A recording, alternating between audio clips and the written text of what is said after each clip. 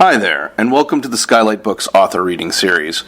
If you'd like to learn more about us and our many upcoming author events, please visit skylightbooks.com, where you can browse our inventory, buy books, and join our Friends with Benefits Club. You can also follow us on Twitter, Tumblr, and Facebook. To speak to a real live bookseller like me, please call 323-660-1175. Thanks for your support, and enjoy. We are very happy to have Lisa Hanawalt and Molly Lambert here. Lisa Hanawalt will be coming up to a presentation, and then she'll be joined afterward by Molly Lambert. Lisa Hanawalt is a creator of the upcoming Netflix original series Tuca and Birdie, as well as the producer and production designer of the Netflix original series BoJack Horseman.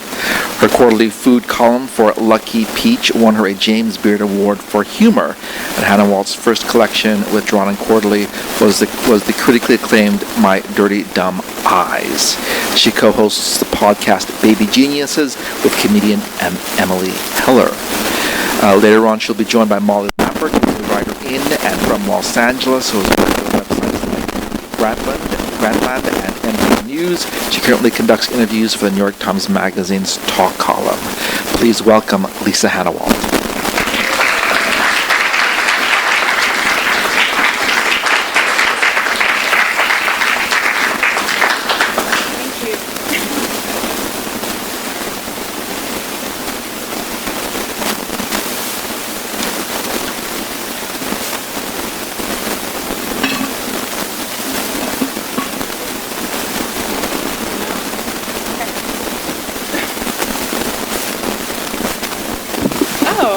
An on switch. Okay, cool. That sounds good.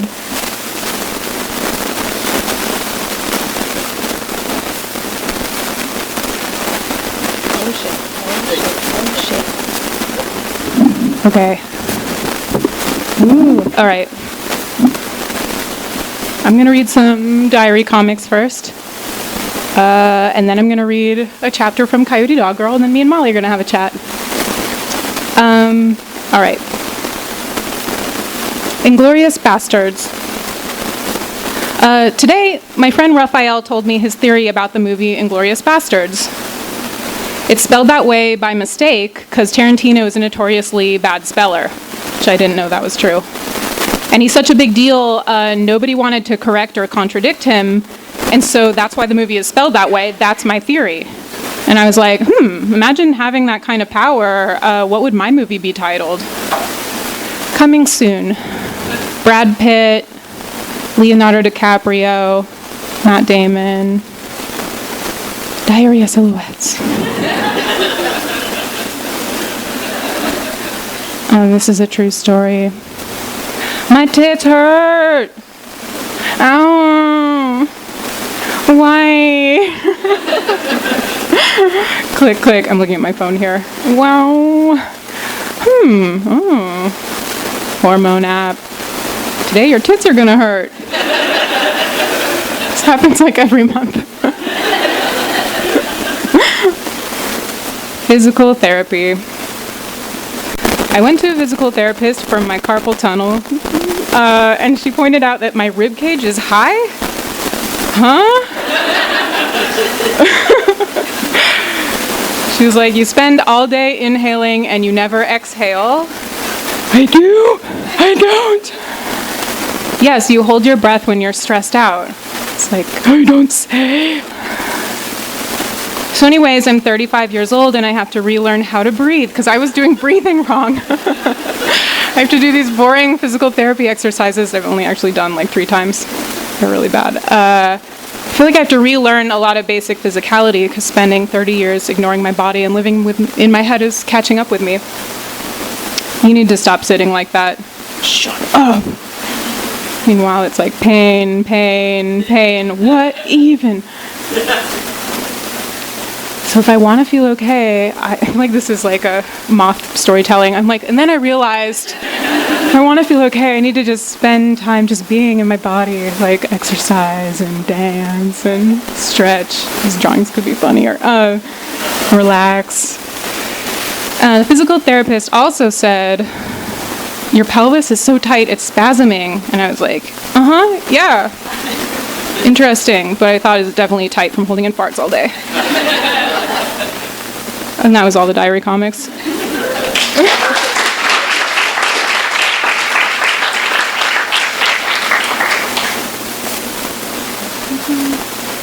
We can pull up the Western music now. Oh.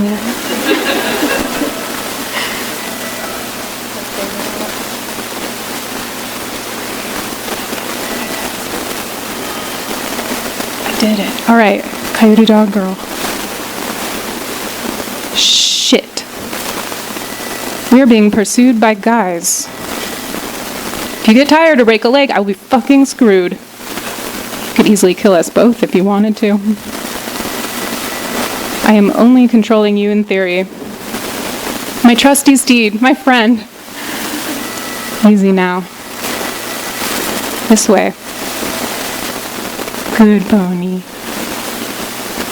I gotta get from point A to point B, and you're my only way of accomplishing it. There's something so fun about this. Gives me this juicy feeling. I want to go faster and faster, frankly. Yeah, get. Whee! Does the pressure of the bit in your mouth feel good? I wonder. Do you really love me, or am I just all you have? This is like a common thing to say to a pet. Love me. Boy, my ass is sore from riding you all day, but I will wake up tomorrow excited to get back in that saddle. Hey, come here. Hey, Pony Pony. You know something? You make me feel special. It's so flattering to be sniffed by a tame animal. You're gathering information about me, showing interest. Hey, come back here. Well, sheesh, I'm beat. Do not wander off and get bit by a snake, you dummy.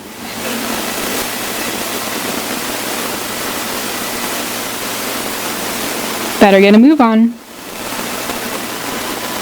Hup. We're a team. We're a family. This is a symbiotic thing. Fuck, it's still those guys. This way. We're losing them now. Let us keep moving briskly. No time to smell the desert poppies and sand verbena. I'm not going to do the horse noise. Okay. Why not? What is it, Red? Ah, what the? Shit! Shitty! Damn! Sorry, buddy.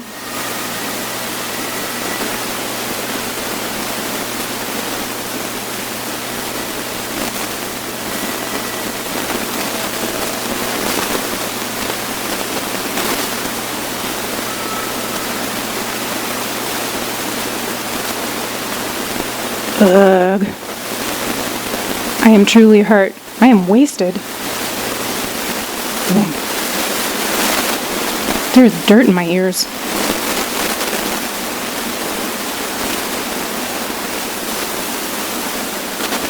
I am dreaming. Am I dead? No.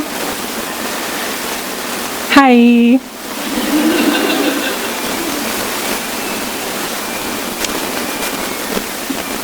Bet you missed that little red horse of yours, huh?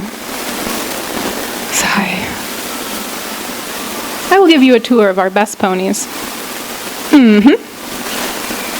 Yucca is the cleverest. Butte is the bravest. Soot is the smoothest ride. Sweetie Face is fastest. I could just do this forever. I wanted like 80 pages of just horse names. Snaky is fast and sneaky. Tom Tom's personality is pretty similar to Soot's, you know, they're both horses. Honey has magical powers. Just kidding, this item is just a significant part of our ceremonial and religious practices. So, want to take one or two for a spin?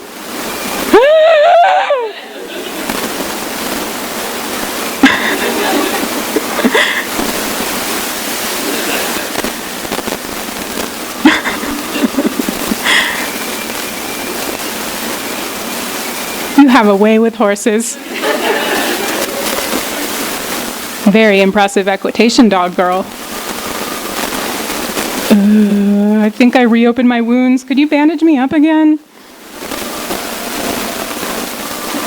And that's that. Thank you.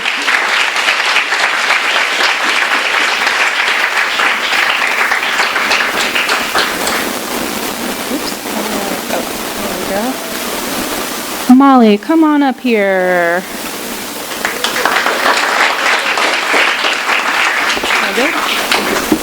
This is great. Hello. I feel like I get to bid on the showcase now. Oh no. Did I do that? No, I think I did that. Oh, man. Oh, it's okay. Oh.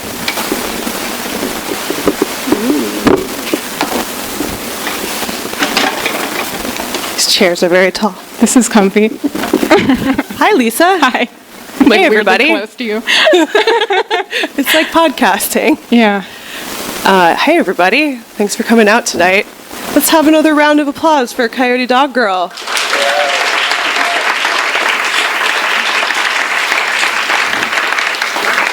So, Lisa, I wanted to ask you, what kind of westerns do you like? Oh, I like all kinds.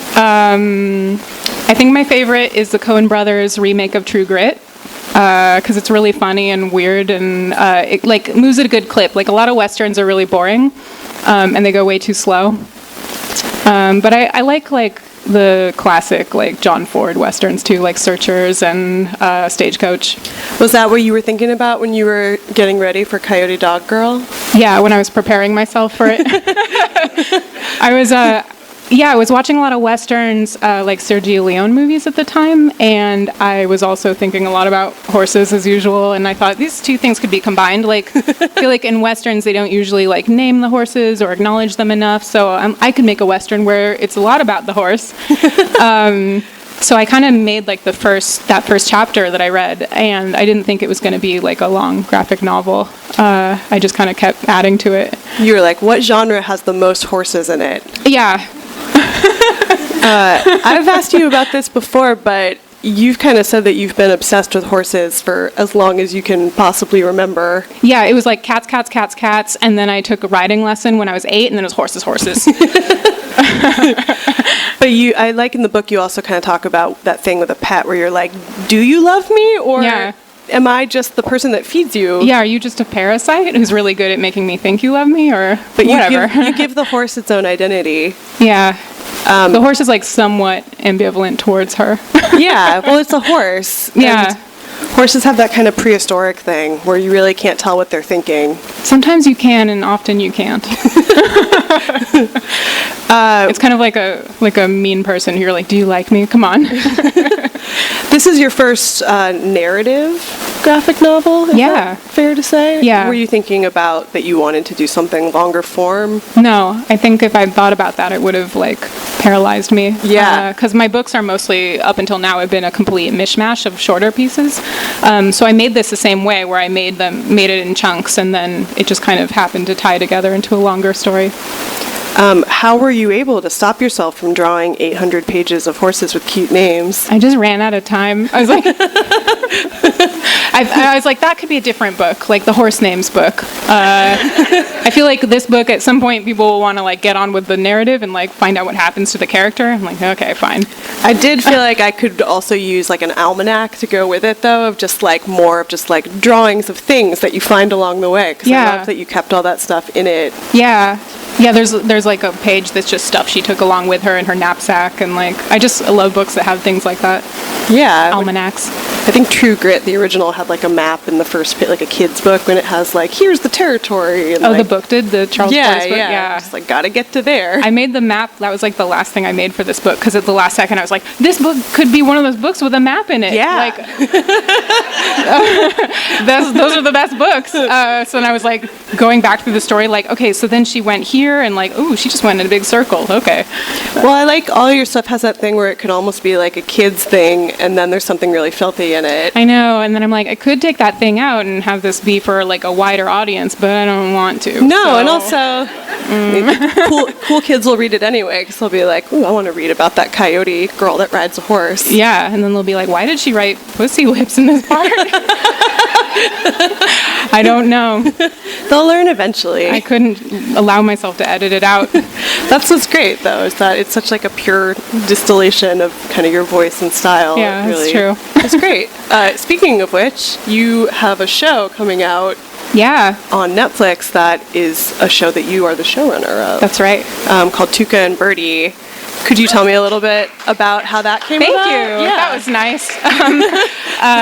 Yeah, I'm really excited about it. It stars Tiffany Haddish and Ali Wong, and they play birds.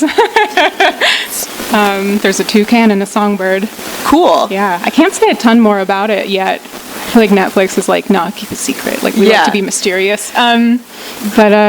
Yeah, it'll come out sometime next year, probably. Cool. And you did all the character design and stuff for that, too? Alison Dubois did a lot of the character Cool. design and stuff. She's the art director. And you're saying that it's like, it's not in the BoJack universe, but it's like adjacent to the BoJack universe. There's animal people. There's people with bird heads. It's anthropomorphized. Have you ever tried to draw not animal people? You mean just regular Just people? to see what happens? I've drawn regular people. And then you put And I've ears drawn on them. regular animals, but it gets a little boring. And when you draw regular people, it always looks like a specific person, right? So, like, if you just move the eyes slightly, suddenly it looks like that guy that you remember from, like, second grade. Or if you raise the mouth up, suddenly it looks like that guy you dated or whatever. It's, like, we're very, like, attuned to human faces. Mm-hmm. So they come with all these, like, preconceived notions about what that kind of person looks like. So when I'm creating a character, I like to use animal heads because it's like, I don't know, do you have, like, preconceived notions about pink dogs?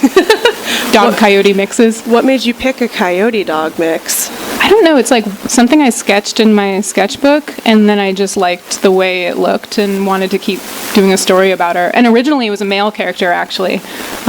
He was a man, and then I thought there's no reason this can't be a woman, so I just threw a sports bra on her. That's literally how they made Alien. Right? Did they? Yeah, they wrote it for a dude, and then somebody was like, what if? Yeah. A lady in a sports bra. I didn't have to change a single line. I was like, That's great. because it was coming from me anyways. I'm like, I don't know. Well, that's like when people are like, how do you write female characters? It's like you write a male character and then you change the name. Yeah, sometimes. Yeah. I mean, I don't know, it's hard. There are things that are specific to female characters, but often not. Well, I feel like in Westerns, you mentioned True Grit, but it's like, there's not a lot of Westerns where a woman is the main character, although I guess Once Upon a Time in the West, kind of. Yeah. There's that one with Sharon Stone, the Quick and the Dead. Oh, yeah. Yeah, I've seen and Leonardo DiCaprio's in it. Yeah, I like those ones. I like where... that one was fun. The 90s Westerns were fun. Right, because sometimes with Westerns, people are like, well, it's got to be like super historically accurate. And it's like, no, it doesn't. None of them are, so... Why would you start now? And yours is really like a deconstruction of some of the tropes of Westerns. I don't care about it being accurate to anything. Do you see a lot of coyotes in Los Angeles? I do. Yeah. They come out and about at night. Yeah. I like to kind of look at them and like befriend them across the human-animal barrier. Yeah. What's that movie with like Tom Cruise and... Oh, Collateral. It's very Collateral. That's my favorite moment in all of film. It's amazing because like it's such a action movie, but then just suddenly there's like a coyote at night. Yeah, it's such a good LA that's moment. How I feel when you see a coyote at night. It's cliched, but you're like, wow, we're having a connection. The coyote's just like, I'm so hungry. I'm so hungry. Do you have food, please? I was going to ask you a very controversial question about what do you think the top 3 cutest baby animals are? Oh my god. Oh my god, that's so hard. That's why I gave you 3. I'm like inventing animals in my head. I like a corgi maybe, or like a husky would be very cute as a puppy. I like puppies. I think puppies are like just win every time. And especially when they grow up to be a big dog, but then when they're small, they're like tiny versions of a big dog. Oh, they're so cute. It's the best, like bulldog puppies. And have you seen baby birds? Those I like, or baby parrots. Those they're not that cute.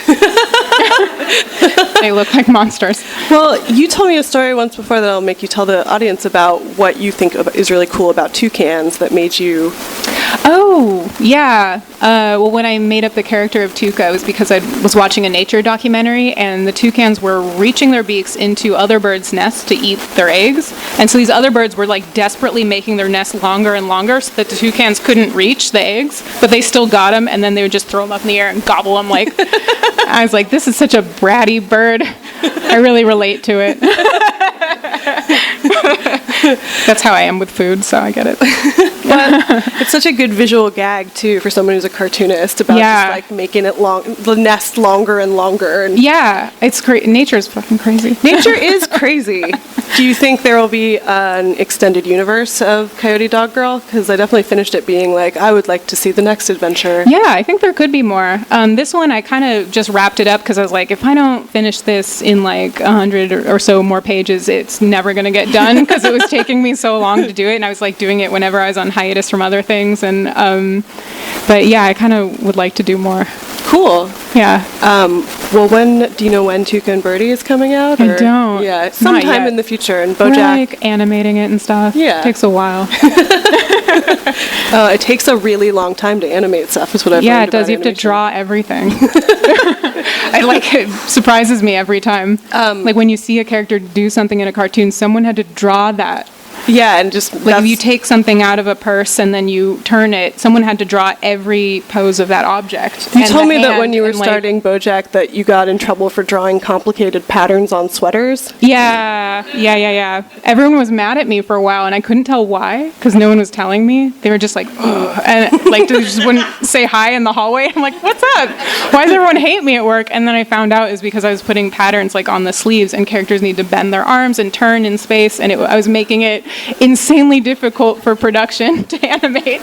I was like, you need to tell me because I don't know anything. But you're so cool that they were like, could you make the sweater simpler? And you were like, yeah, sure, I don't. I was like, no. He's like, it's my vision that they're plaid, so better be plaid. All plaid, all the time. Speaking of people with visions across all time and space, we were going to talk about Martha Stewart's Instagram for 1 second. Oh my God. That's what I'm really here for today. We're both fans. We're both fans. I like when I'm looking at a picture of hers and I'm like, what are people going to comment on this? And then I see you've made a comment and you're like tagging everyone you know. You're like, oh my God, this is brutal. You got to check this one out. Yeah. Just today she was like, this restaurant's great when you have a craving for calves' livers. It's like, yeah, it's not what you would necessarily expect from her Instagram. It's not cozy at all. It's very bleak and goth. She is casually violent. She really respects the violence of nature. I mean, yeah, it's crazy. Whenever something bad goes down, like in her life, she documents it and shares it with the world. She posted that picture that was something, it was like a bird eating a donkey or something. Yeah. And she was just like, this is nature. Yeah. She's kind of like, wait, who's that Werner Herzog? She's a Werner Herzog. That's what I was thinking. Oh my God. She's a grizzly woman. What a pair they would be. He should do a documentary about her. No, because she has this whole secret life where she's just, and even the pictures of her house, it's just like, here is like a crazy giant marble hallway that like no one is in, and like this is my domain. I want to meet her so bad, but I'd be terrified. No, she seems cool. I feel like she'd be cool. I think she's a troll. Like, I think she likes to troll people and poke at them because she knows she's better than them. Yeah, but then you would just like wow her with some horse riding skills, and she'd be like, okay, like, let us ride. And then we'd both ride off into the forest together. See? It's already happening. My dream. Well, thank you so much, Lisa, and thanks everybody for coming out. Yeah, thanks everyone. Yeah, check out Coyote Doggirl.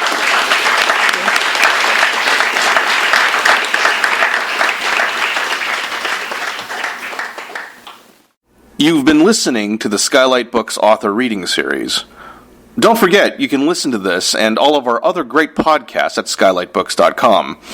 Thanks again for stopping by, and we hope to see you soon.